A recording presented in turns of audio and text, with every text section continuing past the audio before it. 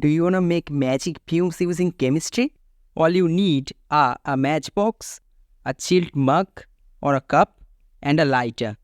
Cut the piece having red phosphorus from the matchbox, the part that you strike with a match. Then fold it like this and place it on that cup or mug. Afterwards, burn it using a lighter.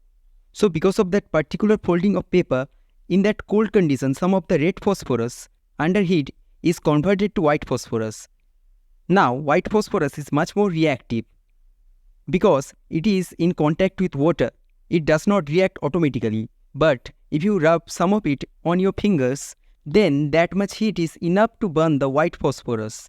And the white fumes are of P2O5, that is phosphorus oxide. Let me explain this phenomena briefly.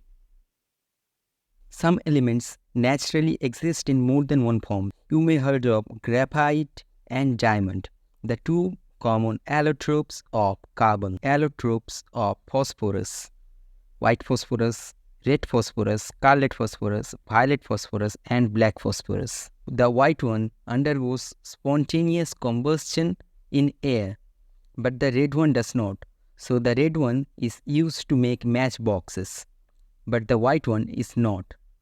The structure of the white one is this one.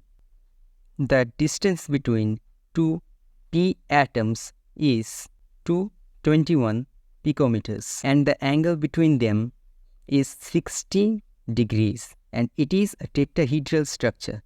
Red phosphorus is a polymer. Now, why is red phosphorus kinetically more stable than white phosphorus?